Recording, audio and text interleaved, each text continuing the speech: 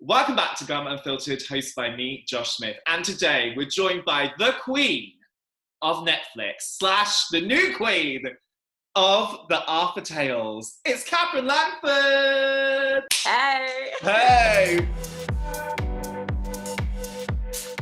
Babe, how are you? I'm good, thank you. Given the circumstances, how are you? Good. You know, we're living, we're thriving. And the exciting thing is that the new show is on the horizon. Because it's such a massive production. What was the most testing aspect of this for you? I had to learn sword fighting, horse riding, and I had to come up with a new English dialect. So kind of learning all that and then, learning this vast skill set, and then on top of that, being able to maintain it for the shoot was definitely a challenge, but it was also something really nice, and it kind of made me learn a lot and sort of how to maintain that, and also just how to try and keep giving the same top level of performance every day. Were there like times when you really pushed yourself and you're like, what, WTF, I can't believe I've actually just done that? You know, you're in the cold for such a long time, like hypothermia. I went into hypothermia a couple of times. On camera, if you're cold, your lips will shake.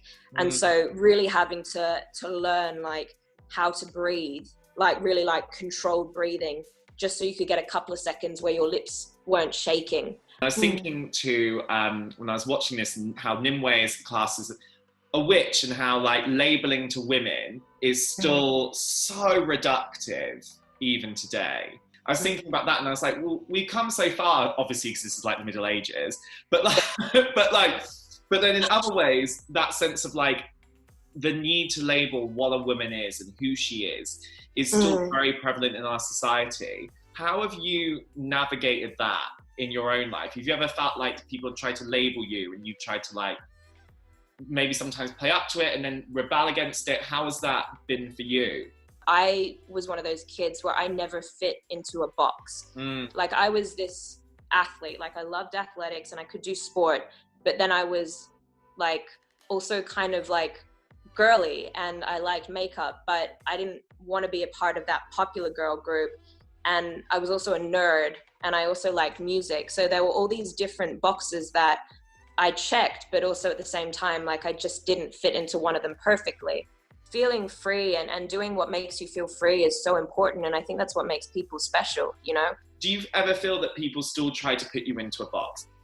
I definitely remember earlier on in my career that being talked about. I think I was about like 18 or something, and I did a casting workshop, and the casting director came in. He was from like a main studio, and he basically said these words of like character actress, leading actress, like they were two separate things. Like if you were a leading actress, you were one thing. If you're a character actress, you're another thing. I remember just being so kind of confused by that. When you think back to you growing up in Perth, what kind of things were you going through at that time that you possibly like struggled with? I mean, we all have ups and downs, and I probably can't like list like one or two specific, because I think it ranged, you know, like school, I didn't know where I fit in. I didn't know which box I was supposed to be in. And I actually remember, I have to share this. I remember we had like this magazine. We had a couple of like these girls magazines, and they would have pictures of celebrities with a quote. I had this picture of Scarlett Johansson, who was saying, you know, in essence, something along the lines of like, just be yourself. And I remember I was 12, and I looked at this and I just went, but who am I? Like, tell me who I'm supposed to be. Should I like dress like this and then I'm that person? Should I like dress like this and then be this person? So I think a lot of it was, and still, you know, trying to figure out who you are, less now about where I fit, because like to hell with that, I'll make my own box. But like, you know, like figuring out who you are. Yes, thesis. Yes. What has it been like for you to come to terms with your own skin, your own body, your own beauty? You know, I get the feeling that when you're younger, beauty or being beautiful is equated to looking like someone else. You know, it's a lot of what other people have to say. And over the past couple of years, I feel like I've learned that the more you can own who you are and the more confident you are in yourself, the more you're able to recognize the beauty that you have within, but also appreciate it within other people. And that to me is the true essence of being beautiful. Can you remember some turning points in that, or some changes in that? There's this moment that I had probably a couple of years ago, and I think I was like 21, 22, like around that sort of age, where I was already considered an adult, but there was like this second stage of evolution where I felt like I was coming into my womanhood, for better word. Yeah. And, you know, at that point, you really own a lot more about your body, but I think there's a lot more in your confidence and who you are as a person. And maybe I had to do that a little more quickly because, like, when I travel, I don't have my mom. I don't really have anyone around me. So you have to really take that ownership over yourself and kind of like mother yourself, I guess. But not in that way, but you have to give yourself the pep talk. You have to look at yourself in the mirror and say, like, okay, we're good to go today. We can do this. Or if you're tired, you're the one telling yourself, like, come on, girl, we can do this. You can have that vacation after we're done. Yeah. Like, because I guess, like, because if you had, when you were younger and you were swimming and you had this, like, great faith in your body as well, do you think that maybe, this is just a question, but, like, I was just thinking, do you think that having that, such a strong body image from early on has set you up to be able to cope with this crazy entertainment industry where body image is still a topic that we even have to still talk about? To be honest, I don't think so, no. You know, because in a way, I think it almost made me think about it on more levels. You know, like on one hand, I feel really grateful to have grown up doing sport and growing up with a value in my body's capabilities and not just focusing on my body's appearance. But also at the same time, you know, growing up as a girl in sport, you're also, you know, you face a bunch of other critiques and criticisms of, like, you can't fit into this, or, you know, your body doesn't look this way, or you look too strong. Not that there is any such thing, you know. So you kind of, I think it may be just the same level as everyone else, but obviously from different points of view.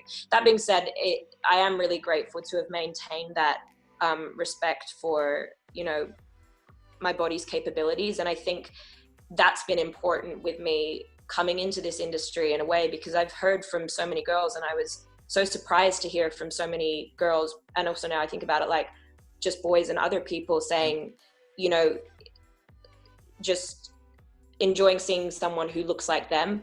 And I realize how harsh social media can be when everything is so perfect and put together and magazine ready. I want young girls to see that not only can they be strong, and not only can they fight, but they can do it in a way that honors them and honors their body and also honors their gender. Because this is all about her discovering her power and leaning into her power, learning how to harness it, which is something we all have to do as humans as we go through our lives. For you, what have been some turning points in discovering and realizing your own power? Wow. I feel like that's a lifelong journey, but definitely I mean, for me, one of the biggest lessons I think I've ever had is that moment when I got into drama school after 3 years of auditioning, and I got these 2 projects to go and test for. So I turned down drama school and went to test for these 2 projects in the US and the UK, and basically didn't get either of them. So I came back not being able to go to school, without a job, and had to call all my, like, bar jobs and stuff like that back. And it was that moment where I was just at rock bottom. Like, I didn't know what I was going to do, if I was meant to do this, if it was even possible. And I kept auditioning, and it was a couple of weeks after that my first project, which turned out to be 13 Reasons Why, came through. So that for me was a huge kind of turning point, I think. And it's crazy, and I'm very, like, grateful and thankful that it all worked out and young Katherine kept doing her thing. If I was young Katherine who hit that rock bottom and I was on the Zoom call to you right now, what would you want to say to her? It's such a tricky question. I mean, I think all I needed to do was just, like, believe in myself. And I think anyone at any age you go through ups and downs, and you go through doubts and, you know, not knowing what you're supposed to do, and you come to a lot of crossroads throughout life. And I guess the best thing you can do is just keep going and listen to your gut. And if something feels right, just keep going for it, and something will happen. Obviously, you're about to become a L'Oreal global ambassador, which is like so nuts in itself. And you're becoming this woman of worth. That's what they call it. What does being a woman of worth mean to you? Your self-worth is predominantly up to you, and how you value yourself and how you see yourself. But, you know, funny, we were talking about friends and whatnot. I feel like your worth is also, whether you like it or not, it can be determined by other people as well, and influenced by other people, for better or worse. You know, being in this industry that I'm in, you are, in a sense, your own commodity, and so your sense of value and worth is valued by different people in so many different ways. And sometimes I think that can make you question it, especially if you're younger, you know, and you're still trying to figure out who you are and what you want to do. When have you felt the most worth it, would you say? That's such a good question.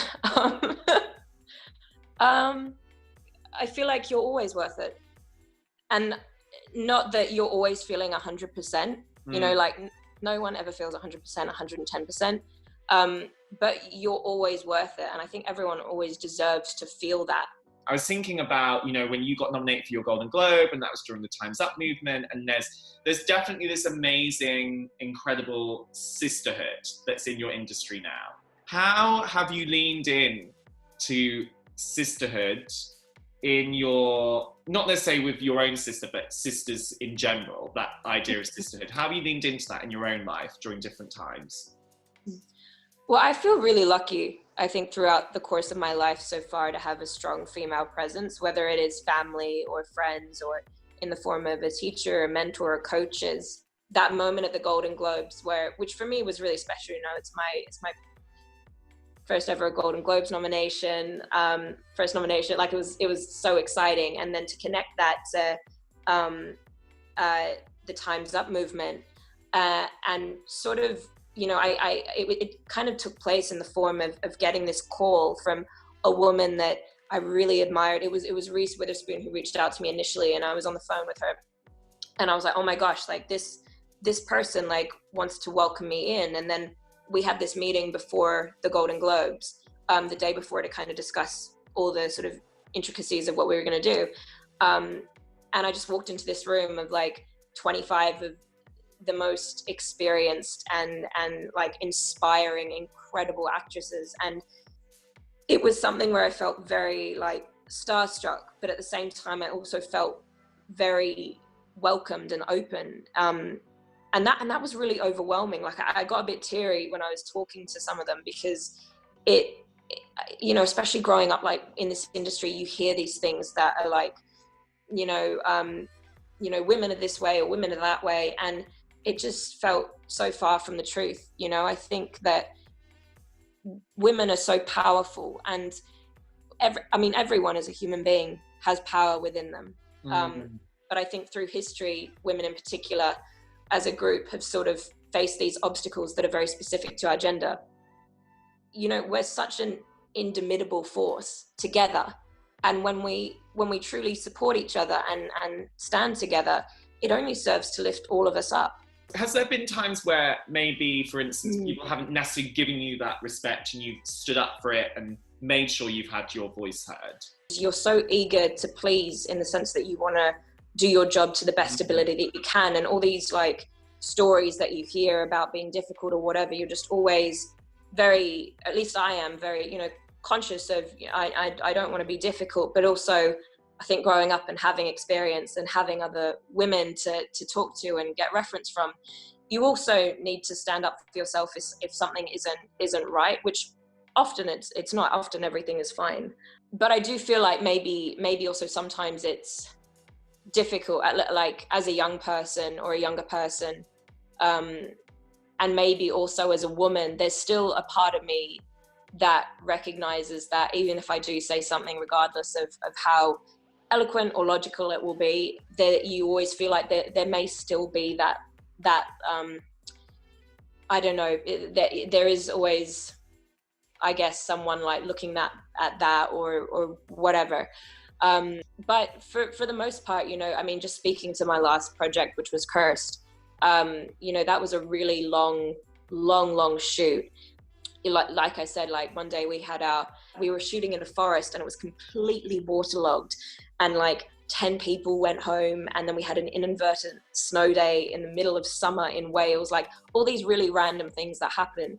I actually had like members of the crew who, you know, if they needed something or whatever, they would come to me and they'd be like, hey, like, hey, like, do you need this? Or they would just, there was this open dialogue where like I felt respected as an individual, not as like, I don't know, not being sort of talked down to or sort of like sweet talked, like, you know, when people call you like sweetie or honey or any of those kind of things. And I think that respect to a degree was also earned because I had to do a couple of stunts, and I think some of the stunt guys were really impressed and some of the camera rigs were really impressed, because I would like, I'm a complete masochist. Like I would stay in that water as cold as it was until we got shot. I'd be like jumping off of things, and the guys were like, all right, like you know, there was that respect that was earned from doing my job, and that's what I appreciated. Everyone's voice is equal, and everyone has their own experience to talk from. So in that sense, it's like everyone's opinion is valid and important to be listened to. Do you think the younger you, who didn't feel like she fitted into a box, and didn't really feel like she fitted in, like you were saying earlier, do you think that she would be so proud of you sitting here today? I don't know. Young Katherine was pretty tough. She'd probably be like, you're doing all right. No, I you know, this, like I said, like I grew up in Perth, which is a small city in Australia, and I loved it, and it's one of the most magical places on earth for me. But doing this, like, it didn't feel like tangible, let alone a possibility, for so many years. So it's so incredible. Even the fact that I'm sitting here and able to talk to you about any of this is, I'm just so grateful, and I'm always going to be grateful for that, because I truly like love all of this. Thanks for taking the time out to speak to me. Thank you so much. You too. And thank you for the time. This has been really nice and uplifting. So thank you.